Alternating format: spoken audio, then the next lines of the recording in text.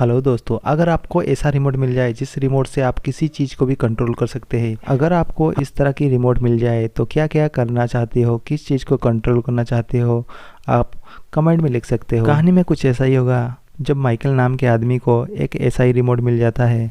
ये कहानी शुरू होती है और हमें एक माइकल नाम के आदमी को दिखाया जाता है जिसका एक छोटा और सुखी परिवार है। इस फैमिली में उसकी वाइफ का नाम डोरा होता है और साथ ही उनका 2 बच्चे, एक का नाम समंथा और दूसरा का नाम केविन होता है। वो यहाँ पे अपने बच्चों के लिए ट्री हाउस बना रहा होता है। अब क्योंकि माइकल एक बहुत बड़ी कंपनी में काफी कामयाब और आर्किटेक्ट होता है, वो काफी बिजी रहता था और इसीलिए अपने बच्चों की स्विमिंग कंपटीशन में पहुंच नहीं पाता। यहाँ वो तब आता है जब कंपटीशन खत्म हो चुका है और कंपटीशन खत्म होने के बाद भी यहाँ पे वो अपने बॉस से ही बात करता रहता है। अब माइकल का बॉस उसे एक बड़े प्रोजेक्ट का ऑफर देता है। अब माइकल इसीलिए उस बड़े प्रोजेक्ट को हाँ कर देता है और इसके बाद माइकल अपने घर पे होता है और वो उस प्रोजेक्ट का कुछ डॉक्यूमेंट्री देख रहा होता है। वो यहाँ पे अपने वाइफ से भी बात करता है और उससे कहता है शायद मुझे इस प्रोजेक्ट के लिए हमारे ट्रिप कैंसिल करने पड़ सकती है। ये बात सुन के डोरा को काफी बुरा लगता है क्योंकि पिछले 1 साल से ये सभी लोग ये ट्रिप की प्लानिंग कर रहे थे। थोड़ी बहस के बाद माइकल अपने काम पे लग जाता है। वो यहाँ पे उस डॉक्यूमेंट्री फिल्म को स्टार्ट करने के लिए एक रिमोट उठाता है, लेकिन वहाँ पे पहले से ही बहुत सारे रिमोट रखे थे और वो यहाँ पे गलती से एक हेलीकॉप्टर का रिमोट उठा लेता है और वो हेलीकॉप्टर आके सीधा उसके सर पे लगता है और वो इस सब से परेशान होकर माइकल बाहर यूनिवर्सल रिमोट लेने के लिए चला जाता है। अब यूनिवर्सल रिमोट वो चीज़ होती है जिसमें से सारी इलेक्ट्रॉनिक चीज़ों को कंट्रोल किया जा सकता है। माइकल यहाँ पे एक स्टोर में पहुँचता है और वो स्टोर कीपर से एक यूनिवर्सल रिमोट मांगता है, लेकिन वो शॉपकीपर माइकल से दोस्ती करना चाहता था, लेकिन माइकल को इसमें कोई भी दिलचस्पी नहीं थी और वो इसीलिए आगे बढ़ जाता है। माइकल सामने एक बेड को देखता है, उस बेड पे आराम करने के लिए थोड़ी देर लेट जाता है और थोड़े समय बाद वो दूसरी तरफ देखता है, उसे और एक शॉप दिखाई देता है। उस शॉप के अंदर जाता है और यहाँ पे उसे मोटी नाम का एक आदमी मिलता है। यहाँ पे माइकल उसे यूनिवर्सल रिमोट मांगता है और मोटी उसे एक बड़ी जगह पे ले जाता है। यहाँ पे बहुत सारा सामान रखा हुआ था। यहाँ पे मोटी एक खास जगह से यूनिवर्सल रिमोट को उतार के माइकल को देता है। यहाँ पे मोटी माइकल को बताता है ये रिमोट सब कुछ कंट्रोल कर सकता है। साथ ही यहाँ पे माइकल से कहता है कि मैं तुम्हें इस रिमोट को दे रहा हूँ, लेकिन मैं इस रिमोट को वापस नहीं लूंगा। अब माइकल को उसकी यह बात काफी अजीब लगता है। वो सोचने लगता है बस ये तो रिमोट ही है और वैसे भी मैं इसे वापस करने क्यों आऊंगा। इसके बाद माइकल उस रिमोट को लेके घर आ जाता है और वो डॉक्यूमेंट्री फिल्म स्टार्ट करता है और इसी बीच उसकी वाइफ डोरा पहुंच जाती है। वो किसी बात के चलते उससे झगड़ा करने लगती है और यहाँ पे माइकल से गलती से रिमोट का पॉज बटन दब जाता है और तभी यहाँ पे माइकल नोटिस करता है कि डोरा सचमुच रुक चुका है और वो जैसे ही बटन को दोबारा प्रेस करता है डोरा नॉर्मल हो जाती है। इसके बाद माइकल अपने बेसमेंट में जाके काम करने लगता है। यहाँ पे माइकल का कुत्ता बहुत ज्यादा भौंक रहा था और इसीलिए माइकल मजाक में रिमोट उठा के उसका वॉल्यूम कम कर देता है और इसमें कुत्ते की आवाज सच में कम हो जाती है। अब यहाँ पे माइकल साइलेंट बटन दबाता है और सच में साइलेंट हो जाता है। अब ये सब देख के माइकल हैरान हो जाता है। अब इसके बाद वो कुत्ते को जरूरी काम करवाने के लिए वो गार्डन में ले जाता है। अब यहाँ पे वो फास्ट फॉरवर्ड का बटन दबा देता है। अब इससे उसका कुत्ता सभी काम जल्दी जल्दी कर देता है। अब इसके अगले दिन डोरा का फ्रेंड एनी को दिखाई जाता है। वो डोरा के पास आई थी। यहाँ पे माइकल उस रिमोट का यूज करते हुए उसे म्यूट कर देता है। अब इसके बाद माइकल फिर से मोटी से मिलने के लिए जाता है। यहाँ पे माइकल उसे कहता है कि मैं उस दिन मैं तुम्हारी बात को समझ नहीं पाया था, तुमने तो यार सच में मुझे एक जादुई रिमोट दे दिया है। मोटी यहाँ पे माइकल से कहता है ये जो तुम्हारे हाथ में रिमोट है ये सच में एक यूनिवर्सल रिमोट है, इससे तुम सब कुछ कंट्रोल कर सकते हो, यहाँ तक भी तुम अपनी लाइफ को भी कंट्रोल कर सकते हो। वो यहाँ पे माइकल से वो मेन्यू बटन दबाने के लिए कहता है। जैसे ही माइकल वो मेन्यू बटन दबाता है तो उसकी जिंदगी की सारी यादें उसके सामने आ जाते हैं। माइकल यहाँ पे देखता है तो उसका जन्म कैसे हुआ। वो यहाँ पे अपने बचपन को देखता है जिसमें कि अपने दोस्तों के साथ बेसबॉल खेल रहा होता है और उसके मम्मी पापा भी उसके साथ काफी खुश थे। यहाँ पे उसके पापा एक कॉइन की ट्रिक दिखा रहे होते हैं। वो एक सिक्के को अपने मुंह में डाल के गायब कर देते हैं और ये ट्रिक देख के मोटी भी काफी हैरान हो जाता है। वो माइकल से पूछता है कि ये उन्होंने कैसे किया। ये एक खास तरह के कॉइन होता है जो कि खाने के लिए बना होता है। यहाँ पे माइकल ये भी बताता है कि हर बार ऐसा मैं पापा के सामने अनजान होने का नाटक कर रहा था, लेकिन मुझे इस बारे में पता था। बाद में मोटी प्ले का बटन दबाने के लिए कहता है और इसके बाद ये प्रेजेंट टाइम में आ जाते हैं। इसके बाद मोटी अपना कार्ड माइकल को देता है, इससे कि अगर माइकल को कुछ भी पूछना हो तो उससे बात कर सके। अगले सीन में हमें देखा जाता है माइकल अपने बॉस से मिलने के लिए एक होटल में जाता है। वहां पर उसे उसका बॉस कहता है कि अगर तुमने अपना प्रोजेक्ट पूरा कर लिया तो तुम्हारा प्रमोशन पक्का है, अगर तुमने ऐसा नहीं कर पाए तो अपने लिए एक नौकरी ढूंढ लेना। इसके बाद माइकल अपना घर आ जाता है। दूसरी तरफ डोरा के दिखाया जाता है जो कि माइकल की मॉम और डैड को डिनर के लिए इनवाइट करना चाहती है, लेकिन माइकल इसके लिए मना कर देता है क्योंकि उसके पास बहुत सारा काम था। लेकिन मना करने के बाद भी डोरा डिनर का प्लान बना लेती है। अब माइकल के पास बिल्कुल भी टाइम नहीं था, इसलिए वो अपने पेरेंट्स के यहाँ पे आने और खाना खाने, यहाँ पे बातें करने, ये सारा टाइम को अपने रिमोट से स्किप कर देता है। इसके बाद वो अपने काम करने की जगह पे आ जाता है। इसके बाद वो यहाँ पे डोरा भी पहुंच जाती है। यहाँ पे डोरा उसे कहती है कि तुमने अपने पेरेंट्स से वादा किया था कि तुम अपने बर्थडे वाले दिन अपने पेरेंट्स को इनवाइट करोगे और उन्हें सरप्राइज भी दोगे। माइकल को ये सारी बातें याद नहीं आती, आखिर उसने ऐसा कब कहा।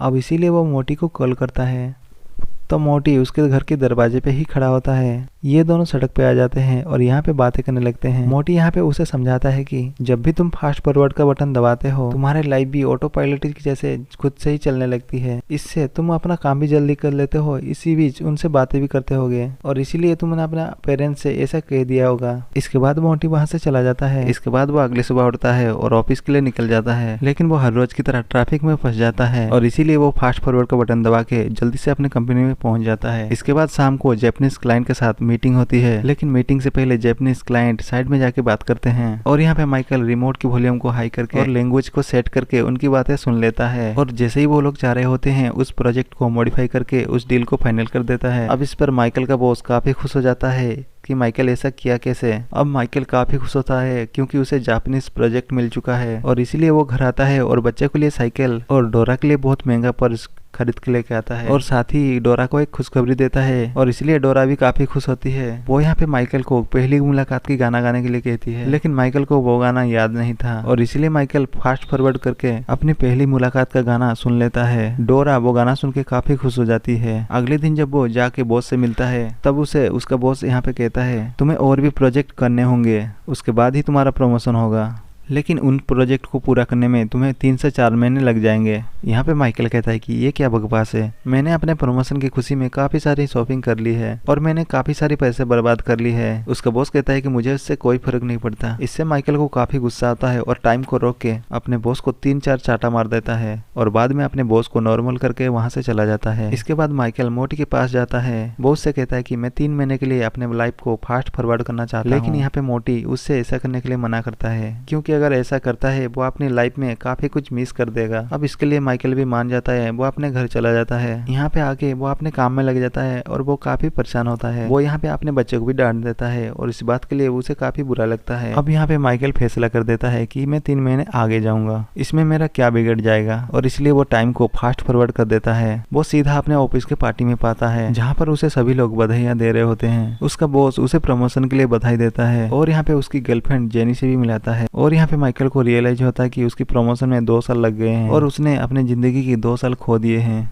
ये सब जानने के बाद माइकल अपनी फैमिली के पास वापस पहुंचता है। अब यहाँ पे उसके बच्चे 2 साल बड़े हो चुके थे और यहाँ पे उसे ये भी पता चलता है कि उसका कुत्ता मर चुका है और ये सुन के उसे काफी दुख होता है और यहाँ पे उसकी वाइफ को गले लगाता है और इसी के साथ रिमोट से टाइम को फास्ट फॉरवर्ड कर देता है और ये देख के माइकल काफी परेशान हो जाता है। आखिर वो ये हुआ कैसे। फिर से वो मोटी को कॉल लगाता है। अचानक से मोटी वहाँ पे पहुंच जाता है जिसे कि माइकल देख के डर जाता है। यहाँ पे माइकल उसे अपने परेशान के बारे में बताता है। मोटी उससे कहता है कि तुमने अपनी लाइफ के 2 साल फास्ट फॉरवर्ड कर दिए हैं। उस दौरान तुम जितने भी पल फास्ट फॉरवर्ड किए होंगे ये सारे पल फास्ट फॉरवर्ड में चले गए होंगे। ये जो भी हो रहा है ये भी एक इसी मोड का फीचर है। अब माइकल उस रिमोट को खुद से दूर करने के लिए वो फेंकता है, लेकिन वो रिमोट उसके पास वापस आ जाता है। माइकल उसे तोड़ने की भी कोशिश करता है लेकिन वो रिमोट टूटता ही नहीं, लेकिन वो समझ जाता है अब ये रिमोट उससे दूर नहीं होगा। अब अगले सुबह जब माइकल सुबह उठता है और नहाने और नाश्ता करने का काम वो फास्ट फॉरवर्ड होने के डर से वो बिना नहाए ऑफिस चला जाता है। यहाँ पर उसे उसका बॉस ऐसा करने की वजह पूछता है। यहाँ पर उसे माइकल एक अजीब सी वजह बता देता है। ये बात उसकी बॉस की भी समझ आ जाती है और वो भी अपने कपड़े उतार देता है। यहाँ पर माइकल का बॉस उसे बताता है कि मैं और जेनी कहीं और जिंदगी बिताने के बारे में सोच रहे हैं और इसलिए मैं अपनी जगह एरिक लेमन को बिठाना चाहता हूँ और उसकी जगह मैं तुम्हें बिठाना चाहता हूँ। और साथ ही उसका बॉस ये भी कहता है कि और तुमने अपना काम अच्छे से किया तो जल्दी इस कंपनी के CEO बन जाओगे।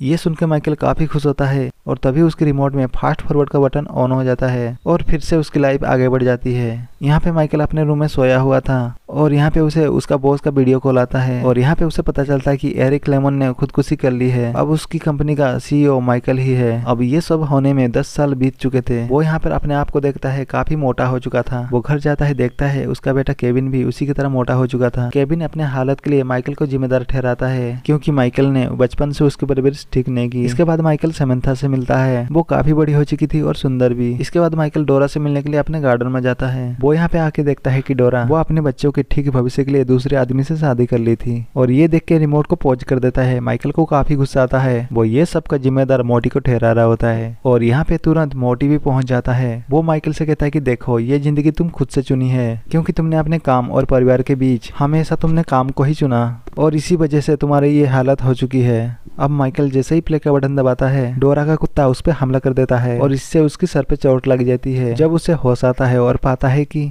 उसकी शरीर की सभी चर्बी गायब हो चुकी है, वो एकदम ठीक हो चुका है और उसकी एक्स वाइफ उसके पास होती है। डोरा उसे बताती है कि तुम्हें कैंसर था और इसलिए तुम्हारा वजन तेजी से बढ़ रहा था और इसी बीच तुम्हें काफी टाइम लग गया और 6 साल के बाद तुम ठीक हुए हो। यहाँ पे माइकल और दुखी हो जाता है कि उसने अपने जिंदगी की और 6 साल खो दिए। बाद में अब माइकल अपनी कंपनी में जाता है। वो पाता है कि उसकी वीडियो एक बड़ी सी स्क्रीन में चल रही थी जिसके ऊपर आर्किटेक्ट ऑपरा ईयर लिखा हुआ था। माइकल के सभी सपने तो पूरे हो चुके थे लेकिन वो इस सबसे खुश नहीं था क्योंकि माइकल ने अपनी जिंदगी के काफी साल खो दिए थे। यहाँ पे उसका बेटा केविन उसके बिजनेस में हेल्प करता है। वो अपने बेटे के ऑफिस में जाता है और उससे बात करता है। यहाँ पे बातों के दौरान माइकल कहता है कि मुझे अपने डैड से मिलना है, लेकिन यहाँ पे उसका बेटा केविन उसे बताता है कि ग्रैंडपा को गुजरे काफी साल हो चुके हैं। ये बात सुनने के बाद माइकल काफी ज्यादा रोता है। इसके बाद उसके डैड से मिलने के लिए उनकी कब्र पे जाता है। वो यहाँ पे अपने फादर को बहुत मिस करता है और काफी रो रहा था। वो यहाँ पे रिमोट को फास्ट फॉरवर्ड करके उस समय में जाने की कोशिश करता है जब उसके फादर की डेथ हुई थी।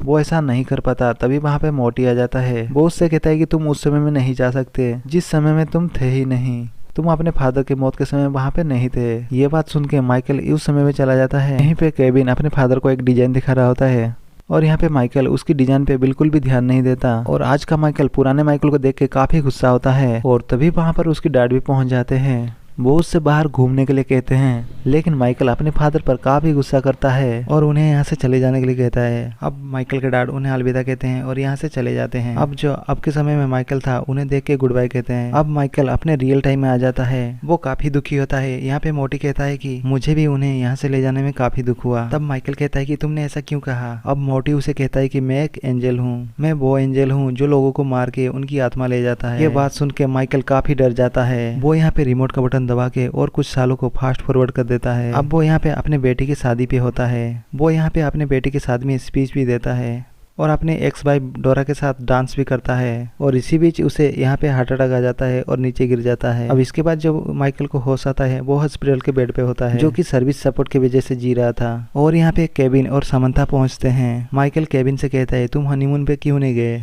वो कहता है कि अर्जेंट मीटिंग थी इसीलिए वो हनीमून को कैंसिल कर दिया। यहाँ पर माइकल उसे समझाता है तुम अपने परिवार को टाइम दो, लेकिन उसे फिर से एक अर्जेंट मीटिंग होती है, फिर यहाँ से जाना पड़ता है। अब माइकल उसको समझाने के लिए उसके पीछे पीछे जाने लगता है लेकिन तभी मोटी भी यहाँ पे पहुंच जाता है। वो उसे वापस बेड पे लेटने के लिए कहता है लेकिन माइकल उसकी बात नहीं मानता। वो बाहर केबिन के पीछे भागने लगता है और बाहर काफी बरसात हो रही थी लेकिन फिर भी वो भागता रहता है और वो भागता भागता नीचे गिर जाता है। अब यहाँ पे केबिन और आसपास के बहुत सारे लोग भी आ जाते हैं।